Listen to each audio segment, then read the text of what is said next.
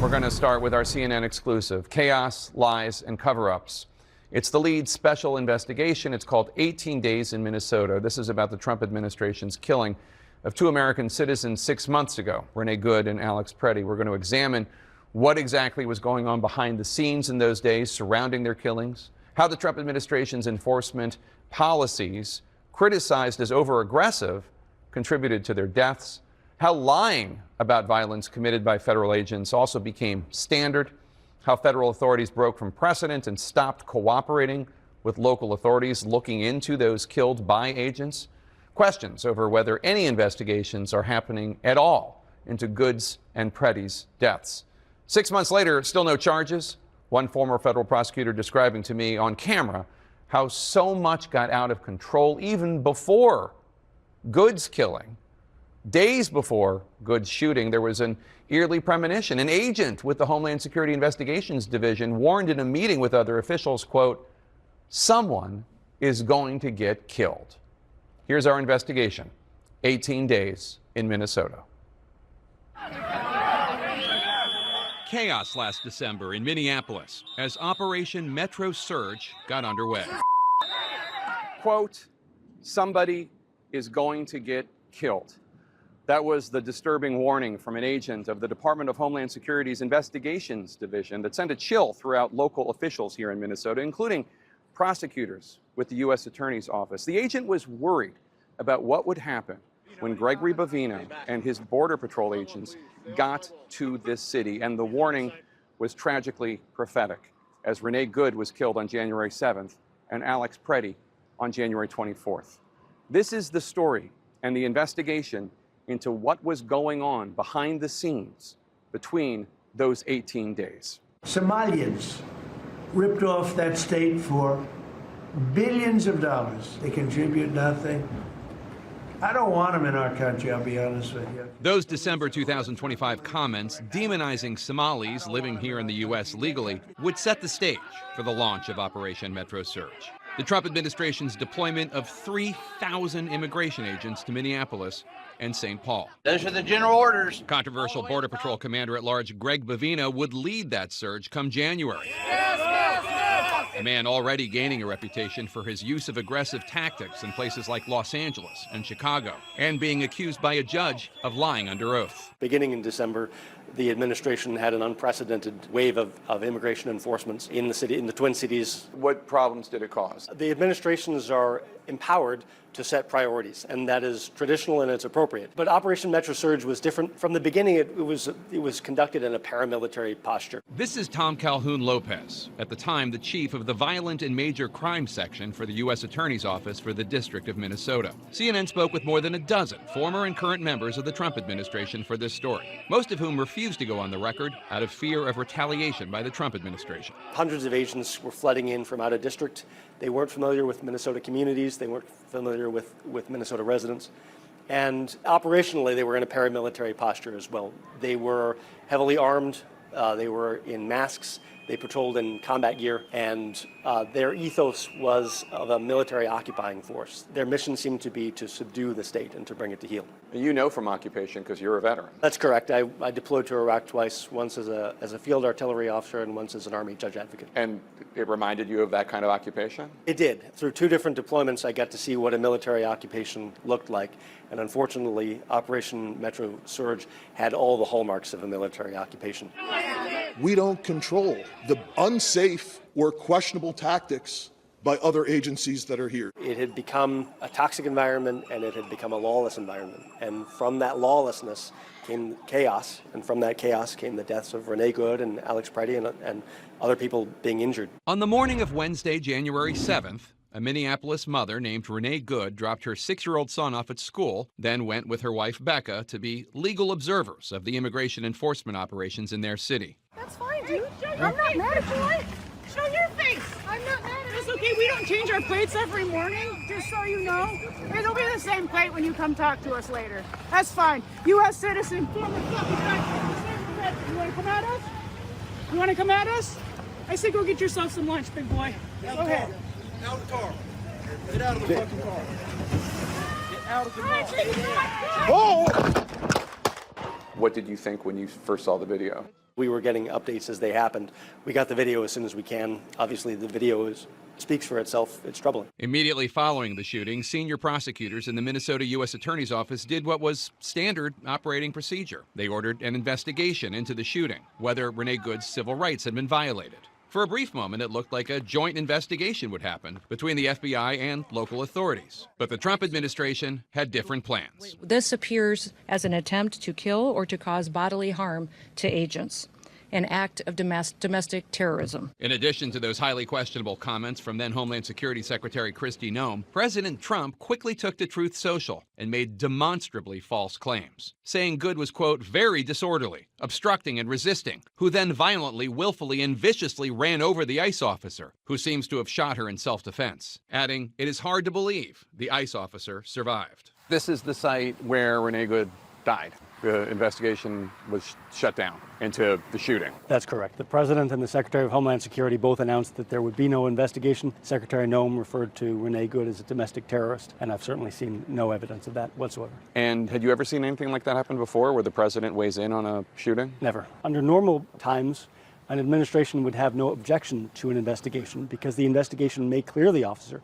An investigation isn't necessarily designed to indict anybody. U.S. Attorney Daniel Rosen was in Washington, D.C. at a conference, so the second in command of the U.S. Attorney's Office, Joe Thompson, who was worried that the presence of Homeland Security agents on the street, ICE, Border Patrol, CBP, would inflame matters, made a request to the feds to remove them. That request was honored.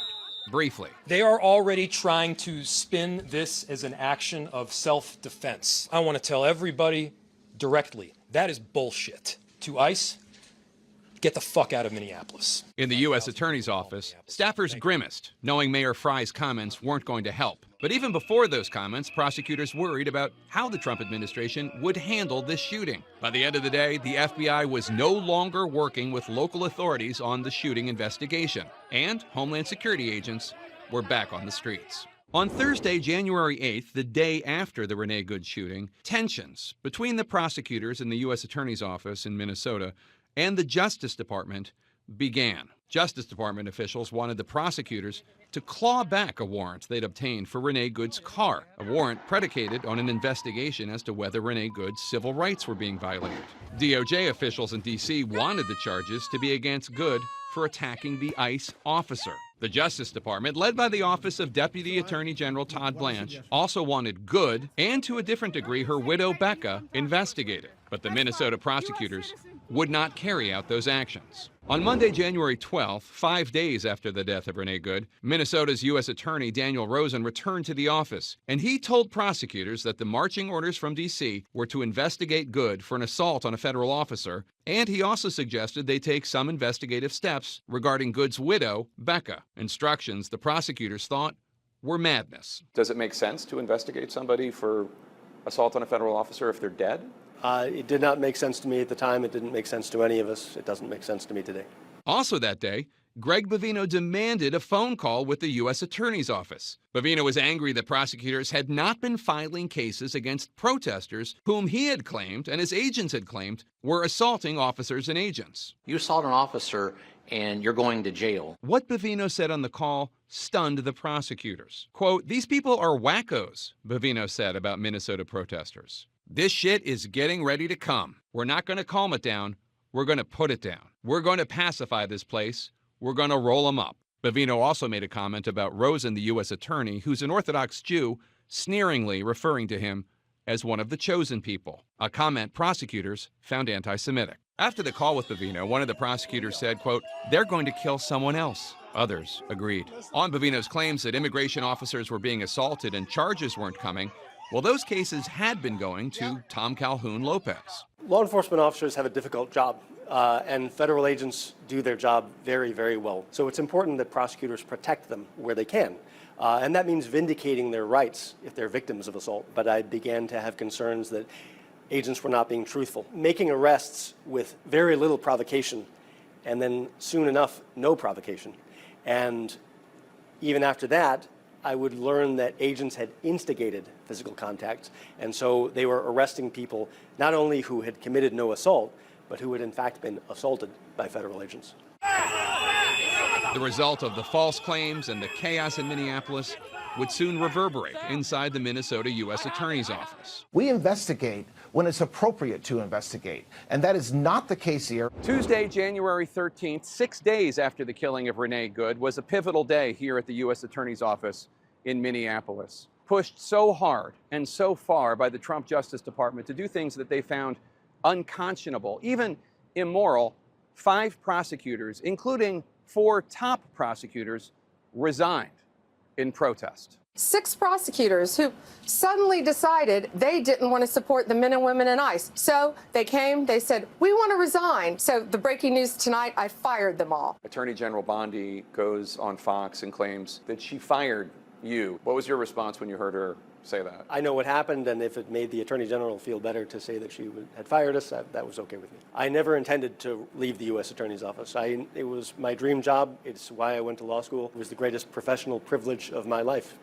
but I could no longer stay. The next evening, January 14th, another shooting. What we saw was 3 individuals weaponize shovels and brooms and attack an ICE officer that had to defend himself. DoorDash driver Alfredo Alejandro Alhorna fled in his car when he realized he was being followed by ICE agents, returning home where he lived with his cousin. Footage of the incident shows Alhorna being tackled by ICE agent Christian Castro before a brief struggle. When Alhorna and his cousin Julio Cesar Sosa Celis, both in the country illegally, run towards their home, you can see the agent appear to fire his weapon toward the entryway. He hit Sosa Celis, who was not the target of the pursuit. He hit him in the leg. As with the shooting of Renée Good, the video told a different story from what authorities initially claimed. The ICE agent was later charged with 4 counts of second-degree assault and 1 count of falsely reporting a crime. Saturday, January 24th, was 17 days since the death of Renée Good, the culmination of weeks of chaos and cover-ups in Minneapolis. 6 months ago this Friday, a VA intensive care nurse named Alex Pretti was right here on Nicollet Avenue in Minneapolis. He'd been protesting the immigration enforcement events, but he was out here as an observer filming. Immigration agents pushed a woman to the ground. He said, "Are you okay?" and helped her up, at which point immigration agents swarmed him.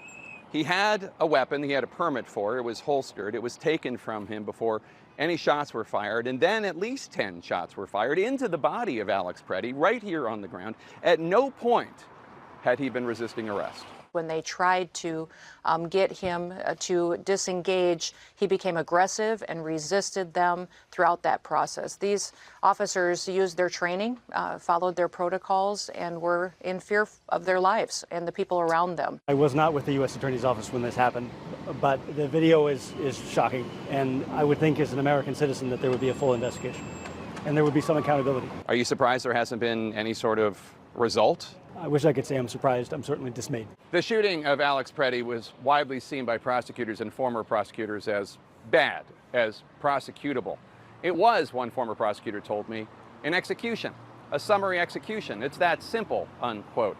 And yet, local officials were kept from the scene of the shooting by federal officials. And 6 months later, still no charges have been brought against the officers who killed Alex Pretti right here.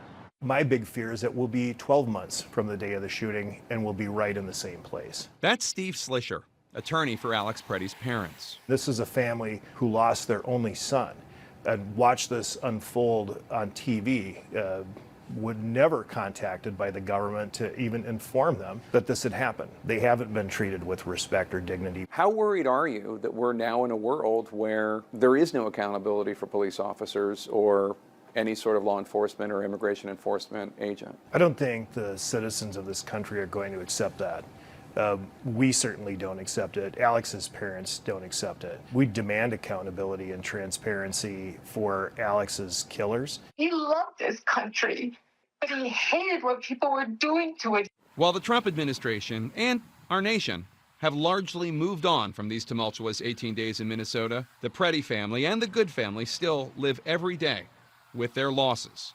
Meanwhile, the Trump administration's immigration enforcement policies continue to be criticized for being overly aggressive to the point of unnecessary state-sanctioned killing. They're criticized for agents lying and for administration cover-ups. As of now, the status of any federal investigation into what happened in Minneapolis with Renée Good and Alex Pretti remains unclear. CNN reached out to former Border Patrol official Greg Bovino. He disputes the characterization of that January 12th phone call. He says that though he could not recall his exact words, the idea that he would say he would put down protests was not something he would say. As for the chosen people comment, he denied that it was intended to be anti-Semitic. He says he was simply frustrated he had not been able to reach U.S. Attorney Rosen on the Sabbath. As we look back on those chaotic 18 days in Minnesota, it's worth noting that so many of the Trump administration's immigration enforcement policies, which contributed to the killings of Renee Good and Alex Pretti 6 months ago, still have not changed since those tragic deaths. Let's talk about this now with CNN's Priscilla Alvarez here in studio and CNN's Evan Perez up in New York. They also contributed reporting to what we just presented to you. And Priscilla, you're the one that spoke with Greg Bovino.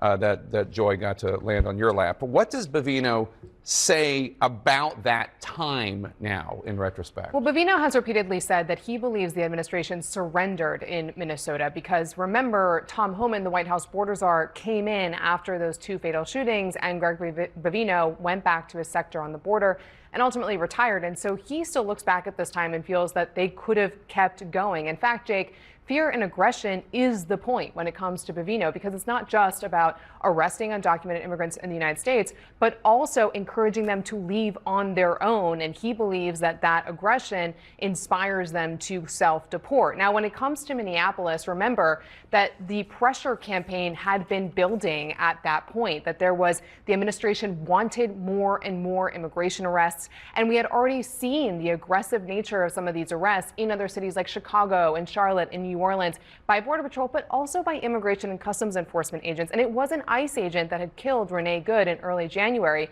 Bovino told me that he landed shortly after that and then went on the scene. And then that 2-day operation that he anticipated in Minneapolis ended up being extended. Now, he does remember being intense, particularly in that call that you referenced with those prosecutors, where he wanted them to do more to quell those protesters. But Bovino, of course, and his posture on all of this is what the administration decided to, in some respects, do away with when they brought Tom Homan onto the scene, and Bovino ended up retiring from the Border Patrol. So he is no longer with the administration or with his agency. But even after those changes, Jake, we of course saw 2 fatal shootings in the span of a week by ICE. So certainly that aggression is still very much there when it comes to immigration enforcement. Evan, given the way the investigations into the killings of Renee Good and Alex Pretti were handled, the idea that there's no cooperation with local officials, is that the new model for the Trump administration? Anytime there's a shooting by a federal agent or a federal immigration agent? Look, they have not announced any kind of formal policy change, Jake, but that is certainly what you are seeing play out. Certainly with the Minnesota shootings, there was, as you reported there in that piece, an initial, at least initially, they were trying to cooperate because they've had a long, good relationship with the Bureau of Criminal Apprehension in Minnesota. They've investigated a number of incidents there jointly. And so the idea that they broke with that, it was certainly a break from precedence. And so what we're seeing play out, though, in some of the latest ones, is they're at least trying to see whether or not there is something to investigate before they make those statements. I'll read you just part of what DOJ sent to us in response to our questions in this story. They said, in the aftermath of the Renee Good shooting, state elected officials publicly prejudged the ICE officer as guilty before any investigation had concluded. As the investigation progressed, the department began providing information to state law enforcement and continues to do so. Obviously, Jake, they are saying that they are now cooperating. Some of that is a result of the Inspector General of the Homeland Security Department telling the FBI, for instance, to turn over Renee Good's car to the states so that they can do their own investigation. Now, the jury is still out, Jake, as to whether we will ever see something come from the investigation of the shooting death of Alex Pretti. Again, everyone is waiting to see what the Justice Department will do when the facts, present themselves like this, with these officers clearly going way beyond what was normal for their conduct. Evan Perez and Priscilla Alvarez, thank you so much. Really appreciate it. Joining us now is Minnesota's Senator Tina Smith, a Democrat. Senator, what is your reaction to our story, particularly to what the prosecutors in Minnesota their concerns about everything going on, their concerns about what the Trump administration was telling them to do. And all of this resulting in the deaths of Renee Good and Alex Pretti back in January, and still no results from any investigation. Well, Jake, I'm moved and outraged all over again by watching this, by watching this reporting, which I think does a great service because it draws the through line between the paramilitary force on the streets of Minneapolis, the violence that was done, the violence that it caused, and the complete lack of any accountability. And your coverage of what happened in the U.S. Attorney's Office is particularly important because I know those prosecutors.